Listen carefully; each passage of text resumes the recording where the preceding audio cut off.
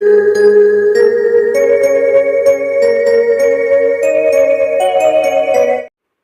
नाथ मुझने मति शुद्ध देजो, हये सदा सेवक भाव रहजो। छो शब्दो मारा पण आप आवीने कहजो, राजी थई अक्षर भाव देजो, राजी थई अक्षर भाव देजो। श्री स्वामिनारायण भगवाननी जय। अक्षर पुरुषोत्तम महाराजनी जय। गुणातीतानंद स्वामी महाराजनी जय।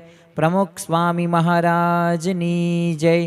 प्रगट गुरु हरि महंत स्वामी महाराजनी जय। सूरत अक्षरधाम महोत्सवनी जय। दरेक दिव्य हरिभक्तों ने जय स्वामी नारायण। अखंड सुखी रहवाना 6 विचारों આપણે છેલ્લા 2 દિવસથી શીખી રહ્યા છીએ અને આપણા જીવનની અંદર કઈ રીતે એ મદદરૂપ થાય છે, કારણ કે દરેક વ્યક્તિને આજે સુખી થવું છે, આનંદમાં રહેવું છે, તો એ માટે જરૂરી શું છે? તો એ માટે જરૂરી છે કે શ્રીજી મહારાજે આપેલા એ નિયમોનું જો આપણે સતત અનુસંધાન રાખીએ અને આપણા જીવનની અંદર એ આપણે સાક્ષાત્કાર સુધી આપણે એ પ્રયત્ન કરીએ તો આપણે અખંડ સુખી રહી શકીએ. તો આપણે એ સાંખ્ય વિચારની વાતો કરી, એ રાજીપાના વિચારની વાતો કરી, તો આજે આપણે ત્રીજા એવા વિચારની એટલે કે ભગવાન સર્વ કરતા હરતા છે. આમ તો આ શબ્દ ઉપરથી જ તે આપણને ખ્યાલ આવી જાય કે મહારાજની એ મરજી વિના કોઈથી તણું પણ એ હલાવ્યું હલતું નથી. અને ખરેખર ભગવાન કેવા છે? તો ભગવાન સર્વ કરતા હરતા જ છે. જે પણ કાંઈ થાય છે એ ભગવાનની ઈચ્છાથી જ થાય છે. તો આજના પ્રવચનની અંદર ખાસ આપણે એ જ સમજવાનું છે કે આપણા દરેક પ્રશ્નોનું એક સમાધાન છે. આપણી સાથે બનતી કોઈ પણ પરિસ્થિતિ છે એમાં ભગવાન જ એ પરિસ્થિતિ ઊભી કરે છે. ભગવાન તો કેવા છે? ભગવાન તો દયાળુ છે, ભક્ત વત્સલ છે. એ ભક્તને દુઃખ આવે ને એવું ભગવાન ઈચ્છતા નથી. એટલે જ તે જ્યારે ઘનશ્યામ પ્રભુ 11 વર્ષની ઉંમરે ગૃહત્યાગ કર્યો અને નીલકંઠ વર્ણી રૂપે તેઓએ વેશ ધારણ કર્યો અને તેઓએ આખું ભારત, કોઈ નેપાળ કયો, તમે મ્યાનમાર કયો, ત્યાં ભૂતાન કયો, આ બધે તે પોતે પગપાળા ચાલે છે. 14,000 આશરે 14,000 કિલોમીટર તેઓ ચાલે છે. અને 5 અનાદિ તત્વો જે છે એની દરેક જગ્યાએ પ્રશ્ન પૂછતા, પણ જ્યારે લોજની અંદર આવે છે અને જ્યારે પ્રશ્નનું સમાધાન મુક્તાનંદ સ્વામીએ આપ્યું, ત્યારબાદ 2 વર્ષ બાદ એમને હવે રામાનંદ સ્વામીએ આજ્ઞા કરી એમના ગુરુએ કે તમે હવે આ ધર્મધુરા સંભાળો, તમે આ ગાદી ઉપર વિરાજમાન થાવ. ત્યારે નીલકંઠ વર્ણી તો ના જ પાડે છે, પરંતુ એમને પરાણે કહ્યું કે ગુરુની આજ્ઞા પ્રમાણે શિષ્યે કરવું જોઈએ. અને એક આપણને ઉત્તમ એક પરાકાષ્ઠા એક વિચાર સાથે એ શ્રીજી મહારાજે એમને કાર્ય કર્યું. પણ ત્યારે એ સહજાનંદ સ્વામી નામ પડ્યું, વાત સાચી, પરંતુ ત્યારે રામાનંદ સ્વામી પાસે 2 વરદાનો માગે છે. જો ભગવાન કેમ કોઈને દુઃખી કરતા નથી? શ્રીજી મહારાજ તો વચનામૃતની અંદર એ પણ કહે છે કે મેં જે આજ્ઞા કે જે નિયમ ધર્મ આપ્યા છે એ પ્રમાણે જો ભક્ત કરશે ને તો એને જેવો મને આનંદ છે એવો એને આનંદ પ્રાપ્ત થશે. અને આપણે જેટલું આજ્ઞાનું જો ઉલ્લંઘન કરીશું તો એટલું દુઃખ આપણા જીવનની અંદર વધુ આવશે. ત્યારે રામાનંદ સ્વામી પાસે 2 અજોડ વરદાન માગે છે. એક વરદાન કેવું માગે છે કે તમારા ભક્તને જો વીછી કરડશે ને તો મારા રૂવાડે રૂવાડે અનંત કોટી વીછી કરડે ને એટલું દુઃખ એ હું સહન કરીશ, પણ તમારા ભક્તને દુઃખ થશે નહીં. બીજું વરદાન કેવું માગે છે કે તમારા ભક્તમાં જો રામપાતર એટલે કે ભિક્ષા માગીને ખાવાનું લખ્યું હોય ને તો એ રામપત્ર મને મળે, પરંતુ તમારા ભક્ત એ અન્ન વસ્ત્રે કરીને દુઃખી ન થાય. તો જો પ્રશ્ન તો 2 જ હતા, એક ખાવાનું અને અન્ન. આ જ પાયાની જરૂરિયાત છે. બુકની અંદર ચોપડીની અંદર પણ ભણેલા છીએ. તો ખરેખર આપણા જીવનની અંદર એ પરિસ્થિતિ એ દરેક જે ખરાબ આવવાની હતી ને એ ભગવાને અગાઉથી એમને એમના ગુરુ રામાનંદ સ્વામી પાસેથી માગી લીધેલું છે. તો આપણને એ પ્રકારે તો દુઃખ આવવાનું જ નથી. પરંતુ હવે પ્રશ્ન ક્યાં થાય કે આપણા જીવનમાં કોઈ પણ બનતી કોઈ ખરાબ ઘટના હોય, પરિસ્થિતિ હોય, કે કોઈક વ્યક્તિ સાથે આપણે ક્રોધાવેશમાં થઈને ઝઘડા કરતા હોઈએ તો ત્યારે જે દુઃખો આવે છે ને આપણા કર્મોએ કરીને આવે છે, અને વાસ્તવની અંદર એ આપણા સ્વભાવોના લીધે એ પ્રશ્નો વધુમાં વધુ ઉગ્ર બનતા જાય છે. પરંતુ જો ભગવાનનું આપણે એ સર્વે અનુસંધાન રાખીએ દરેક ક્રિયાની અંદર કે જે પણ થાય છે એ ભગવાન અને સંત કરનાર છે, તો એમાં આપણે સુખી રહી શકીએ. કારણ કે ભગવાન સર્વ કરતા રહીને આ સમજણ જ તે છે ને આપણા જીવનની અંદર ખૂબ અગત્યની છે, અને આ સમજણથી જ તે જીવનની અંદર સ્થિરતા રહે. મિસાઇલ મેન તરીકે ઓળખાતા અને જેને પરાત્પર એટલે કે ટ્રાન્સન્ડેશન પુસ્તક લખ્યું પ્રમુખ સ્વામી મહારાજ ઉપર. આમ તો વિશ્વના ઇતિહાસની અંદર પહેલી એવી ઘટના કે કોઈક મુસ્લિમ વ્યક્તિ કોઈક હિન્દુ ધર્મના ગુરુ હોય એમના પ્રત્યે કોઈક પુસ્તક લખે, તો એ ડૉક્ટર એપીજે અબ્દુલ કલામે આ પ્રમુખ સ્વામી મહારાજ સાથેની એ મુલાકાતો ભલે 7 જ હતી, પણ એ અનુભવ એમને દિવ્ય અને અલૌકિક થયેલો. પરંતુ એમના આપણે એક પ્રસંગ જોઈએ કે પહેલેથી જ તેમનો ઉછેર એ ગરીબ પરિસ્થિતિ અંદર થયેલો. પહેલેથી ભણવાની અંદર હોશિયાર, સપનું હતું પાયલોટ બનવાનું, પરંતુ 8ને લેવાના હતા અને he was selected in 9th.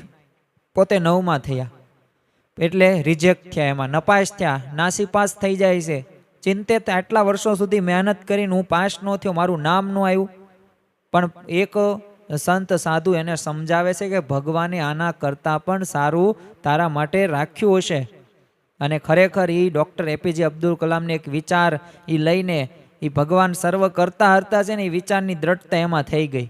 અને ત્યારબાદ તમે જો 3 પાંખના વડા પણ બન્યા અને ભારતના રાષ્ટ્રપતિ પણ બન્યા, અને આખા વિશ્વને એ ઘણી બધી મિસાઇલો આપી અને અલગ અલગ સંશોધનો દ્વારા પોતાનું પ્રદાન આપ્યું. તો ખરેખર જો અહીંયા ભગવાન સર્વકર્તાની સમજણ રાખી તો સ્થિરતા થઈ.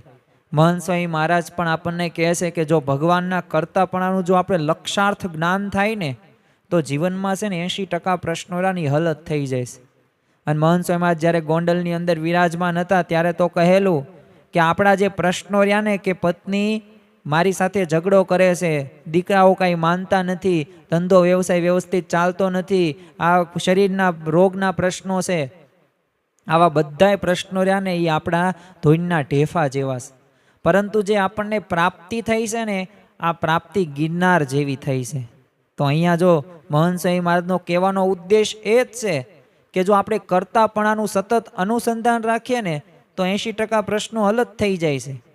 કારણ કે ભગવાનનું આપણે કર્તૃત્વ યથાર્થ સ્વરૂપમાં સમજાયું હોય ને તો. પરંતુ આ યથાર્થ સ્વરૂપમાં સમજાયું ક્યારે કહેવાય?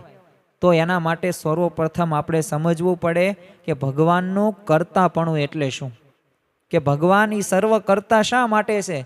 તો વચનામૃત ગરડા મધ્યના 21મા વચનામૃતની અંદર શ્રીજી મહારાજ છે ને કલ્યાણનો એક મુદ્દો બતાવતા કહે છે કે જેટલા કલ્યાણને અર્થે વ્યાસજીએ ગ્રંથ કર્યા છે તે સર્વે સુરત રાખીને અમે સાંભળ્યા, તે સર્વે શાસ્ત્રમાં એ જ સિદ્ધાંત છે.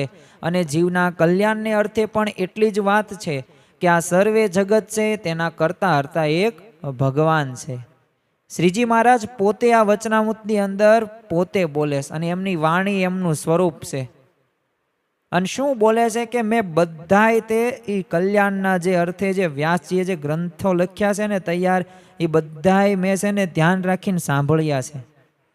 અને શાસ્ત્રનો એક જ સિદ્ધાંત છે કે ભગવાન કેવા છે? ભગવાન સર્વ કરતા હરતા છે. આ જગતમાં તમે જે પણ કાંઈ થાય છે, જે પણ બને છે કે જે પણ થવાનું છે કે થઈ ગયું કે થઈ રહ્યું છે, એ દરેકની અંદર ભગવાન કરતા હરતા છે. જો આ વિચાર આપણા જીવનની અંદર જો દ્રઢ થયેલો હોય ને તો આપણને કોઈ દુઃખી ન કરી શકે. કારણ કે જો આ જગતની અંદર આપણે આ ભગવાનની રચના જોવો ને ત્યાં જ આપણને ખ્યાલ આવી જાય કે ખરેખર ભગવાન સર્વ કરતા હરતા છે. દિવસમાં આપણને લાખ કરતાં પણ વધુ વાર છે ને ઓટોમેટિક આમ ફોકસિંગ કરતી આપણી આંખ જોવો.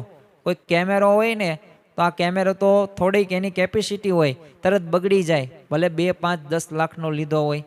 પરંતુ આ તમે આંખ એક જુઓ કેવી અદ્ભુત રચના છે, કેવો આપણને અદ્ભુત કેમેરો આપેલો છે. અને એ પાછું મેમરી કાર્ડ તો અંદર મગજની અંદર સ્ટોર થયેલું છે, કેવા તંતુઓ અને એ સ્નાયુઓ એ બધી પોતે જોઈન્ટ થયેલી છે. એટલે આંખ એક અદ્ભુત આપણે જોઈ શકીએ. એ હજારો પ્રકારની ગંધ પારખતું આપણું નાક, એ પણ એક અદ્ભુત લેબોરેટરી જ ગણી શકાય. આજે તમે જો એક કોષની અંદર 200થી વધુ રસાયણો હોય ને, એનું એક યકૃત પણ એક અજબ કારખાનું આપણને જોવા મળે છે.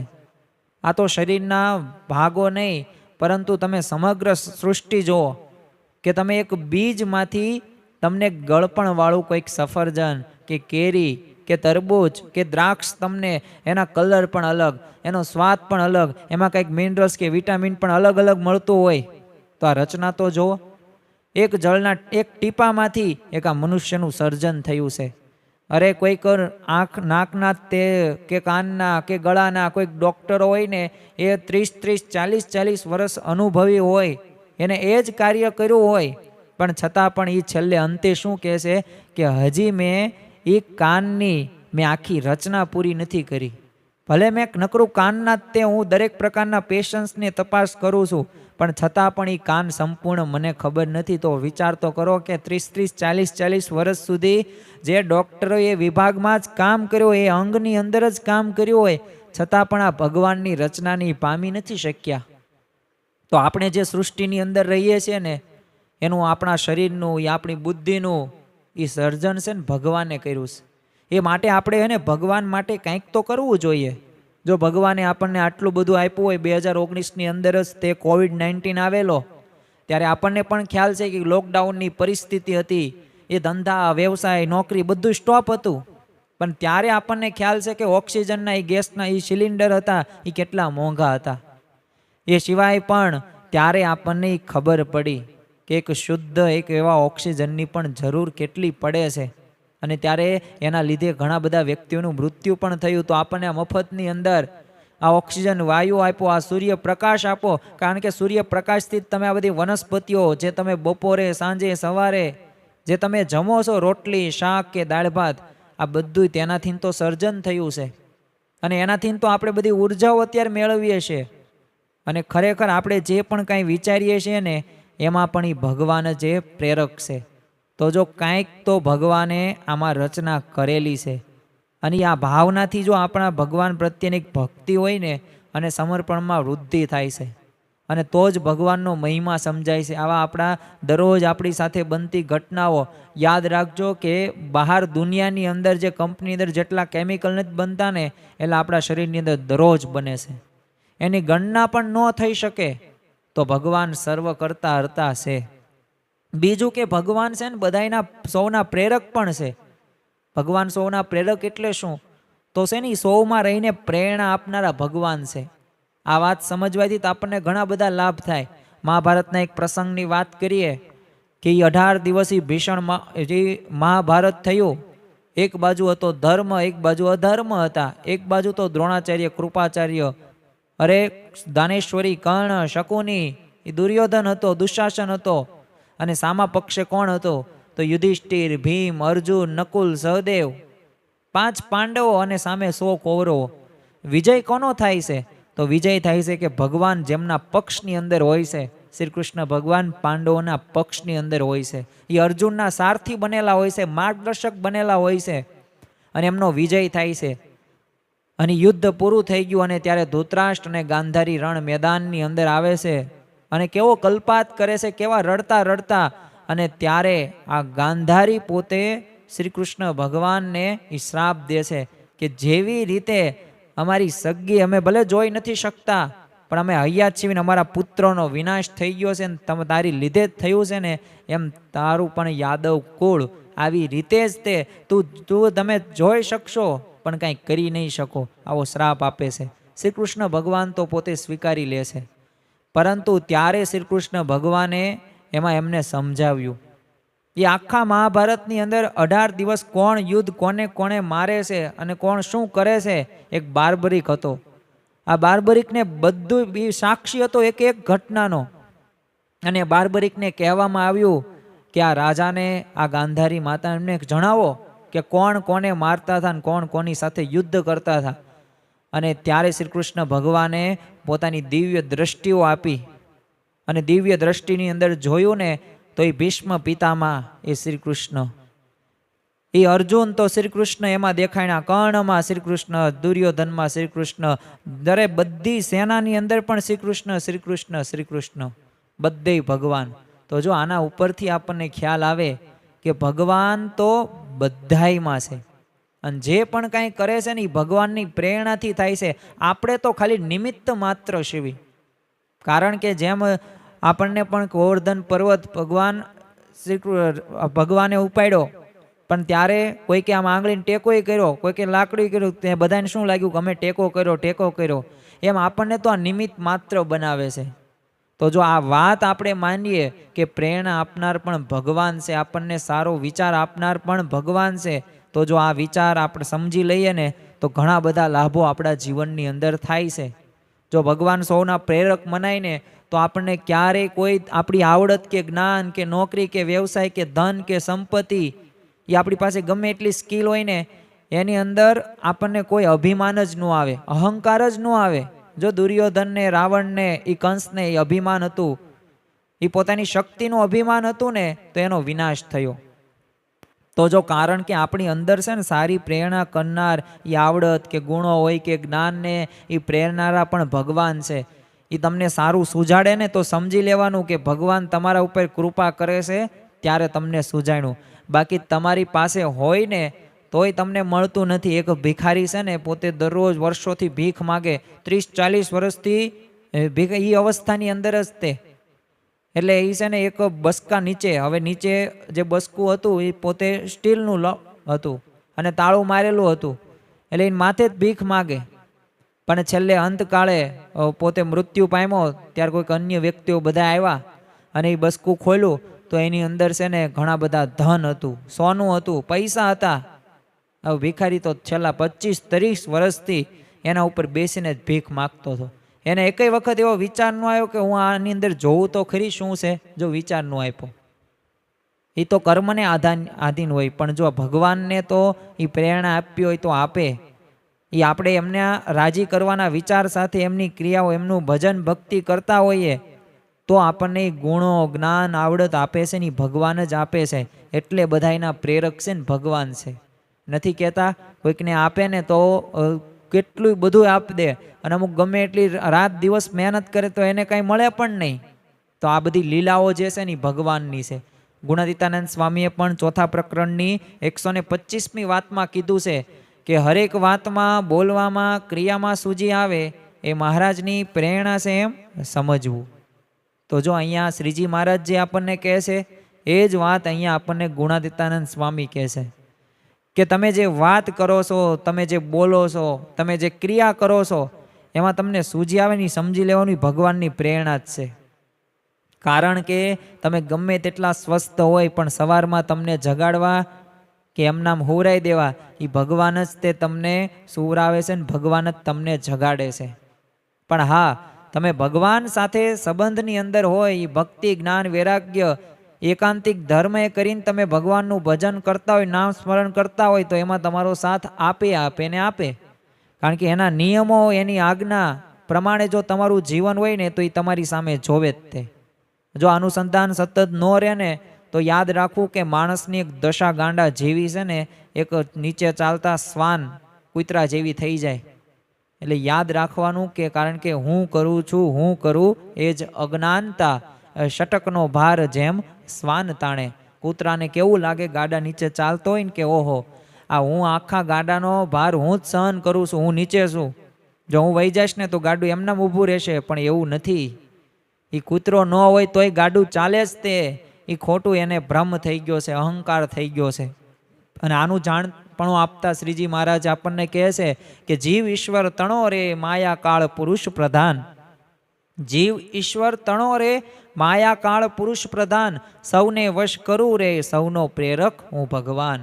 એટલે કે હું બધાયનો પ્રેરક છું, બધાયને વશમાં વર્તવાની તાકાત, શક્તિ મારામાં છે, હું સર્વશક્તિમાન છું. તો આપણી જેમ પણ બીજામાં પ્રેરણા આપનાર પણ ભગવાન જ છે. જો આ સમજણથી આપણે જો પરસ્પર જે સંબંધોમાં હોય ને એમાં સુમેળ ભર્યા આપણા સંબંધો રહેશે. ક્યારેય તે સંબંધોની અંદર ખટાશ નથી આવતી. તારીખ 27/5/1989 રોજ બોચાસણની અંદર પ્રમુખ સ્વામી મહારાજને છે ને સર્વમંગલ સ્વામી એક પ્રશ્ન પૂછ્યો કે આપે તો કેટલું સહન કર્યું છે. તે વખતે ઘણા એવા હતા કે બધાનું કેટલું સમાવ્યું છે.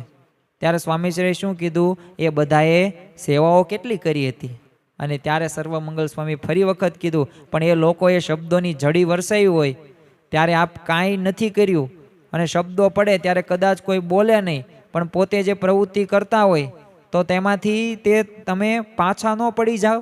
ત્યારે સ્વામીશ્રીએ શું કીધું કે એવું કાંઈ નથી, આપણી ઈચ્છા હોય ને ન થાય તો મહારાજની ઈચ્છા, એમાં તકરારનું ઘર શું.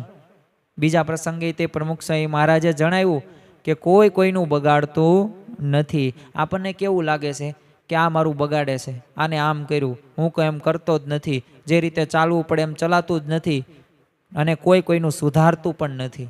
દરેકમાં રહીને કોણ પ્રેરણા કરે? ભગવાન પ્રેરણા કરે છે. અને જો યાદ રાખવું કે ભગવાનની મરજી વિના કોઈ કંઈ કરી પણ શકે નહીં.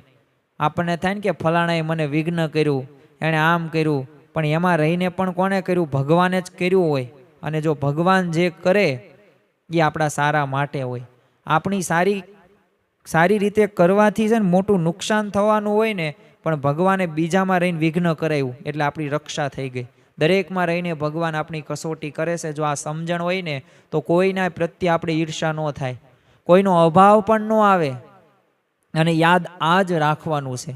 પ્રમુખ સ્વામી મહારાજના તે ઉપદેશ વચનો મુજબ આપણે જો ભગવાનની એ કરતાપણાની સમજણ દ્રઢ કરવાની છે, તો આપણે જે કૌટુંબિક હોય કે આધ્યાત્મિક હોય કે હરિભક્તો સાથે હોય કે સંતો સાથે હોય કે કોઈક વ્યવસ્થા બાબતે પણ ભલે હોય, ક્યારેય સંબંધોમાં રાગ દ્વેષ કે ઈર્ષા કે અભાવ અવગુણ ન પ્રવેશે. અવશ્ય કાયમ માટે એ શાંતિ અને સ્થિરતા જ રહે. ભગતજી મહારાજ માટે કહેવાતું કે જેનું સૌથી વધુ અપમાન થતું હોય ને છતાં પણ આનંદમાં હોય ને તો એ ભગતજી મહારાજ. છતાં પણ ભગતજી બધાને શું સમજતા? બ્રહ્મની મૂર્તિ સમજતા. કારણ કે સૌની અંદર એ ભગવાન રહીને એ મારી કસોટી કરે છે, એમાં ગુણાતીતાનંદ સ્વામી રહીને મારી કસોટી કરે છે. તો આવી ઉત્કૃષ્ટ એમનામાં સમજણ હતી, તો જો કોઈ પણ પ્રકારના વિપરીત પરિસ્થિતિની અંદર પોતે અશાંત થયા નહીં. તો જો આ સમજણથી જ તે સુખી રહી શકાય ને એ ગણી શકાય. બીજું આ ભગવાન હરતા છે. ભગવાન જેમ કરતા છે, ભગવાન જેમ ખરેખર એક સૌના પ્રેરક છે, એવી જ રીતે હરતા પણ છે. કારણ કે સંસારમાં સુખની સાથે દુઃખ પણ આવવાના જ છે. અને એ દુઃખ દરેક સુખની અંદર દુઃખ હોય છે. આ પણ એક યાદ રાખવું. અને દુઃખની અંદર, પીડાની અંદર પણ સુખ જોવા મળે છે. કોઈક વિદ્યાર્થી હોય, MBBSની અંદર એને એડમિશન મળી ગયું હોય, દરરોજની 12-12, 15-15 કલાક સુધી મહેનત કરતો હોય, તો એ 5-7 વર્ષ એના સંઘર્ષના જ છે. દુઃખ જ કહેવાય એક બાબતે. પણ પછી એકદમ ડૉક્ટર બની જાય પછી તો સુખના દિવસો શરૂ થયા. એમ જીવનમાં જ્યારે પણ દુઃખ કે મુશ્કેલી આવે ને ત્યારે ભગવાનની ઈચ્છાથી જ આવે છે. ને આવી સમજણ રાખો અને જો ધીરજ તમે રાખો તો વાંધો આવે નહીં. કારણ કે patience is the most important in our life. ધીરજ રહીની જરૂરી છે. દરરોજ તમારે ગમે તેટલું તમે ભૂખ લાગી હોય તો કાંઈ 10 દિવસનું મહિનાનું એક સાથે તમે નથી ખાઈ શકતા. એવી જ રીતે ધીરજ જરૂરી છે. ધીરજથી બધું જ થાય. તમારે બ્રહ્મ વિદ્યા પ્રાપ્ત કરવી છે, બ્રાહ્મી સ્થિતિ પણ મેળવવી છે, આત્યંતિક કલ્યાણ કરવું છે, આધ્યાત્મિક માર્ગે દિવસે ને દિવસે આગળ વધવું છે. પરંતુ એમ કાંઈ 1 દિવસ કે 2 દિવસની અંદર થઈ જવાતું નથી. એની માટે તો સમય જોવે. એના માટે તો સતત કથા વાર્તા હોય, વાંચન હોય, એ ધ્યાન હોય, આત્મવિચાર હોય કે આ સુખી થવાના વિચારો, એ દરરોજ એના માટે સમય ફાળવવો પડે.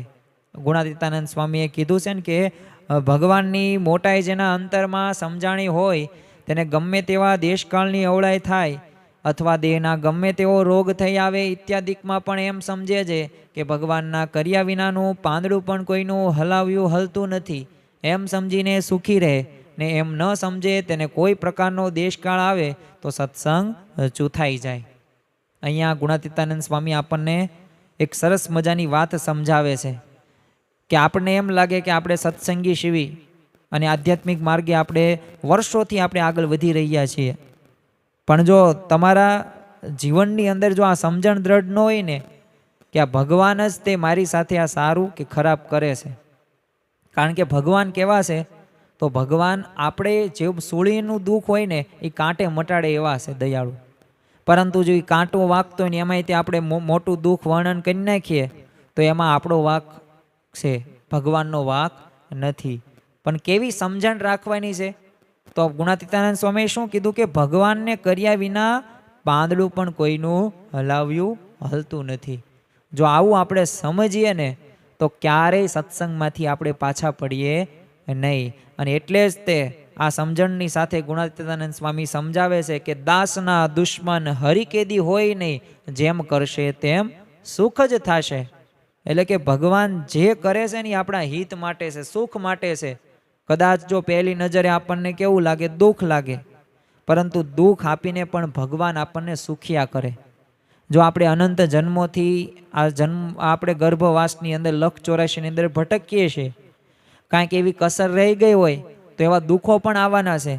પણ એ દુઃખોની અંદર જો આપણે સ્થિર રહી શકીએ અને ભગવાનનું નામ સ્મરણ કરીએ તો ભગવાન એમાં રાજી થાય છે. કારણ કે અમુક વાર કેવું હોય છે, એ જીવને શુદ્ધ કરવા માટે, પવિત્ર કરવા માટે એવી કસર પણ આપવામાં આવે છે, એવા રોગ પણ આપવામાં આવે છે. વડોદરા રાજ્યમાં તે ગાયકવાડના સરકારના કારભારી નારૂપંત નાના છે ને, ભગવાન સ્વામિનારાયણના ભક્ત હતા, અને વડોદરાના મહારાજા સયાજીરાવના હાથમાં આ નારૂપંત નાનાનો હાથ મૂકીને શ્રીજી મહારાજે કીધેલું કે તમે આની ખબર રાખજો. અને સમય જતાં નારૂપંત રાજ ખટપટમાં ભળ્યા અને સયાજીરાવ મહારાજને ખબર પડી એટલે ભળેલામાંથી કોઈને તોપે દીધા તો કોઈને જીવતે જીવ બાળ્યા અને પોતાની રાણીને પણ દેહાંત દંડ આપી દીધો. અને ત્યારે નારૂપંત નાનાએ મહારાજને કહ્યું કે ભગવાન સ્વામિનારાયણ મને તારી સોંપણી કરી છે ને હાથમાં હાથ આપ્યો છે એટલે તને જીવતો મેલું છું. તો જો પહેલાં પોતાનું ઘર મિલકત બધું જપ્ત કરી લીધું, નારૂપંત આખો ગરીબ થઈ ગયો, સદા વ્રતમાંથી શેર ખીચડી લાવીને રાંધી ખાય, આખો દિવસ મહારાજનું ભજન કરે. અને આ જોઈને ગોપાલન સ્વામીએ શું કીધું કે આ નારૂપંત નાનાએ શ્રીજી મહારાજની નિષ્કામ ભાવે સેવા કરેલી, એટલે મહારાજે એને આ જન્મે નિષ્કલન કરી દીધો. નહીં તો એવા મેલા થઈ જાત ને કે હમણાં છે એવા 10 જન્મે પણ શુદ્ધ થાત નહીં. તો જો આવો વિચાર રાખીને, તો જો ભગવાને આવું કર્યું, ભગવાને મારી સાથે જ આવું કર્યું, હું તો આટલા વર્ષોથી ભક્તિ કરું છું, ભજન કરું છું, સેવા કરું છું, અને મારી સાથે જ કેમ આમ કર્યું? ભગવાન જોતા જ નથી. જો આવા વિચારો હોય ને તો ક્યારેય તમે સુખી રહી શકો નહીં. પણ જે કર્યું એ ભગવાને કર્યું છે, એ સારા માટે કર્યું છે. જો આ વિચાર હોય ને તો તમને કોઈ દુઃખી પણ કરી શકે નહીં. જીવનની અંદર છે ને, જેમ આપણે ટીવી જોઈએ તો જે રિમોટ હોય ને, એ રિમોટ આપણી પાસે રાખીએ. શા માટે રાખીએ? આપણે જે ચેનલ જોઈએ, ન્યૂઝ જોવો હોય તો ન્યૂઝ, અને અલગ શો જોવો હોય તો શો, અથવા તો કંઈક કોમેડી જોઈએ તો કોમેડી પણ જોઈએ આપણે. તો જો આપણી પાસે રિમોટ હોય ને તો આપણે ગમે તે ચેનલ ફેરવી શકીએ. પરંતુ આપણું રિમોટ આપણે બીજાને દઈ દઈએ તો શું થાય? દુઃખ સિવાય કાંઈ થાય નહીં. એટલે જીવનની અંદર સુખી થવા માટે કોઈક તમને આમ ચેનલ ફેરવે કે ઓહો તે કપડાં સારા નથી પહેર્યા, અને આપણે દુઃખી થઈ જઈએ, તો એ હકીકતની અંદર આપણી પાસે એ અજ્ઞાનતા છે, એ સમજણનો અભાવ છે ને, તો જ આ શક્ય છે. એમ ભગવાનને આપણે રિમોટ દઈ દેવાનું છે. ભગવાન જે આપણી સાથે કરે ને એમાં આપણે સંતોષ માનવાનો છો. એકવાર છે ને યોગીજી મહારાજે મુંબઈમાં માણેકલાલ શેઠને છે ને સભામાં બોલાવીને આજ્ઞા કરી કે શેઠે બોલવાની શરૂઆત કરી એટલે કંઠ થોડોક ભરાઈ ગયો અને આંસુની ધારાએ વહેવા માંડી, અને બોલવા લાગ્યા કે યોગી બાપાની આજ્ઞાથી મેં ઘણા બધા ધંધા કર્યા, પણ એકેય મને ફાવટ આવી નહીં. ચાર ધંધા કર્યા, જેમાં ચોથામાં તો લાખ રૂપિયાની ખોટ ગઈ. હું તો હાવ ખલાસ થઈ ગયો. અને ડુસકા લેતા લેતા પોતાની વાત તોય ચાલ્યું રાખી. બાપાએ પૂછ્યું કે શું કરવું? ત્યારે આટલી ખોટ આવે છે ને જાણવા છતાં યોગી બાપાએ તોય કહી દીધું ધંધો ચાલુ રાખો, ધંધો ચાલુ રાખો. અને સભા તો આખી સ્તબ્ધ થઈ ગઈ. અને સ્વામીશ્રી નીચું મસ્તક રાખીને માળા ફેરવતા ગયા, અને સભાજનો તો આ સાંભળીને ડઘાઈ જ ગયા. કારણ કે આ શેઠે જાહેરમાં બધા રોદડા કેમ શરૂ કર્યા? બધાને અજુગતું લાગ્યું, અને શેઠે બોલવાનું બંધ કર્યું. ત્યાં યોગી બાપાએ કહે કે હજી બોલો. એટલે બધાને આશ્ચર્ય થઈ ગયો કે આ શેઠ જાહેર સભામાં એવી વાત કરે છે. આ ઘણાને છે ને અસમાસ થશે, અને સભાની અંદર નહીં આવે ને સત્સંગી નહીં થાય, અને શેઠ તો બોલતા જાય ને રડતા જાય. પછી માણેકલાલ શેઠે છે ને આગળ વાત કરતા કીધું કે આપણે છે ને કરોડ જન્મથી ભટકીએ છીએ, પણ આવા પુરુષ મળ્યા નથી. ભલે હું ખલાસ થઈ ગયો, પણ મને કરોડ રૂપિયા મળે ને ન થાય ને એવો નિશ્ચય મને થઈ ગયો છે. સ્વામી બાપા ગમે તે કરે પણ એ જ આપણા હિતેચ્છુ છે, એ જીવન સારું માટે જ કરે છે, એટલે મારું સારું જ થાય છે. કેમ કે પૈસા કમાયો હોત ને તો હું અને મારા બાળકો અવળા પાટે ચડી જાત, અને સત્સંગ પણ છૂટી ગયો હોત, માટે એમણે જે કર્યું છે ને સારા માટે જ કર્યું છે. અને આમ કહેતા છે ને પોતે શાંત થઈ જાય છે. જો છેલ્લે એમને જે પ્રાપ્ત થયું છે ને એ પ્રાપ્તિના વિચારની વાત કરી કે ભલે ધંધાની અંદર ખોટ ગઈ કે 4 ધંધા કર્યા, હજી 1 લાખનું દેવું થઈ ગયું, સાવ હું ખલાસ થઈ ગયો, પણ એને કયું કેફ હતો કે આ ભગવાન અને આ સંત કરતા હરતા છે. એને નિશ્ચય એટલો પાકો થઈ ગયો અને એને શું થયું કે આ કરોડ જન્મથી આપણે ભટકીએ છીએ ને આ પુરુષ નથી મળ્યા. તો આમ જો ભગવાન આપણને સુખ આપે કે દુઃખ આપે પણ એ આપણું સારું છે, આપણું કલ્યાણ છે અને આપણું હિત એમાં જ છે. જો આવી સમજણ આપણે રાખીએ ને તો કાયમ માટે આપણે સુખી રહી શકીએ. તો આપણા જીવનની અંદર આ કરતા હરતા પણ એની સમજણ આ દ્રઢપણે પાલન કરીશું ને તો જીવનમાં બનતી કોઈ પણ ઘટના કે પરિસ્થિતિની અંદર આપણે સ્થિર રહી શકીશું. જીવનમાં પ્રશ્નો તો આવવાના છે, એવી ઘટનાઓ પણ બનવાની છે કે જે આપણને દુઃખી કરવા માટે જ આવેલી હોય, પરંતુ એમાં પણ તમે સુખેથી ભગવાનનું ભજન કરી શકો છો કે એ દ્રઢ આશરો કે મારી સાથે જે પણ બને છે એ ભગવાન અને સંત જ કરે છે અને મારા સારા માટે જ કરે છે. તો વિશેષ વાતો હજી પણ આવતીકાલે આપણે કરતા હરતા પણ એની વિશેષ વાતો કરીશું. તો આજના દિવસે મહારાજ સ્વામી દરેક હરિભક્તોના, દરેક મુમુક્ષોના જીવનની અંદર અખંડ સુખી રહેવાના જે 6 વિચારો છે, આ 6 વિચારો દ્રઢ કરી શકીએ એવી બળ, બુદ્ધિ અને શક્તિ આપજો. શ્રી સ્વામિનારાયણ ભગવાનની જય.